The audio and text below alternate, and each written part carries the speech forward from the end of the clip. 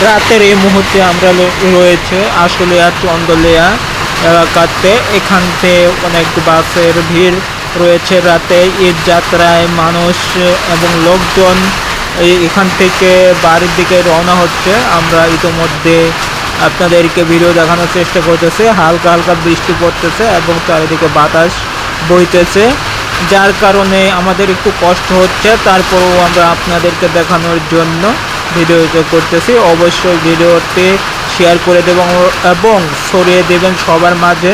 এই উদযাপনে, ঈদ উল ফিতর উদযাপনে মানুষ বাড়ির দিকে যেভাবে রওনা দিতেছে, অনেক যানজটের মাঝে, তবুও ভাড়া কম এবং কোনো জায়গায় ভাড়া কিছুটা বেশি নিতেছে, এরকম রিপোর্টও আসতেছে এবং জানা যাইতেছে। তবে প্রশাসন, সেনাবাহিনী, পুলিশ, র্যাব মাঝে মধ্যেই তারা টহল দিতেছে, যার কারণে একটু অসুবিধায় পড়তেছে তারা ভাড়া বেশি নিতে। তারপরও এর ভিতরেই অনেকে যাচ্ছে, দেখেন যাত্রীবাহী গাড়ির উপরে কিভাবে চড়ছেন।